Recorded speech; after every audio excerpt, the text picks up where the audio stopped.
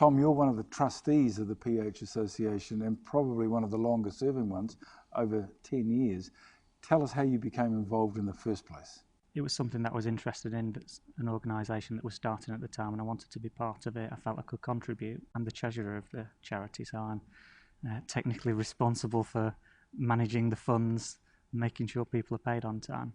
Now, you're professionally involved, right?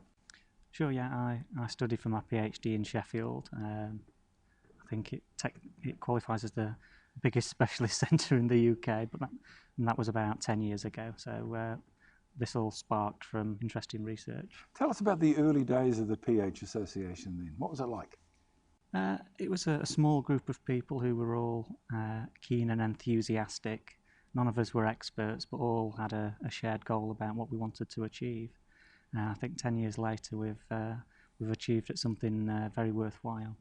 A lot of the people that are involved in the PH Association are involved because of family or because of illness themselves, but your involvement is a lot more than that, isn't it? My involvement comes from having a research interest and seeing patients with PH and wanting to make a difference. I think everybody in this position feels the same. I'm just lucky enough to be able to do something to help.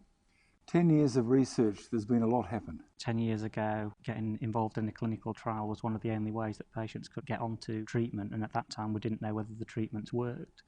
10 years down the line, a large number of clinical studies have proved positive, and now patients are being prescribed drugs routinely. So do you find yourself being involved with patients on a day-to-day basis because of your trustee role?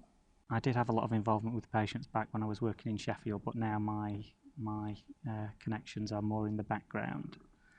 I only tend to get to meet the patients on occasions like this at conferences. You must get to see why people are motivated to do this. People like Ian and Caroline, they seem driven to make a difference. I think it's a combination of believing in what they're doing and actually seeing that difference come to light.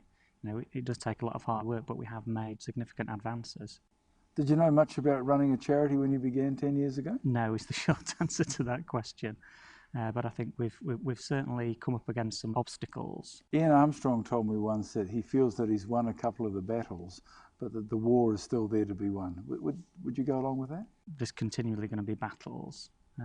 No one knows what the future holds, but with a condition like PH and the area that we're working in, I think we're certainly going to see some more difficult days ahead in terms of obstacles to overcome.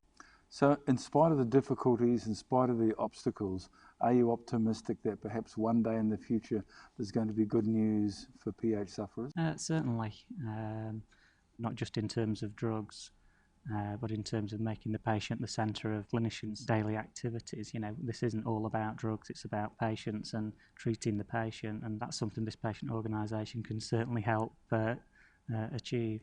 Yeah, that struck me as being one of the big differences between now and a few years ago. Now there's an involvement for what does the person think, what does the individual, what does the family think. It can't be emphasised, too much.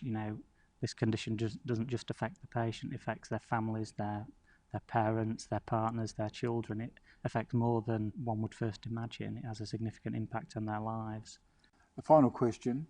Why are you still involved after 10 years? Because we continue to make a significant difference. We're very well positioned to be able to face the challenges in the future. And because we do have a great team of people, we don't just work together, we are friends, we know each other, we've all bonded. Tom Siddons, thanks very much for chatting. Thank you.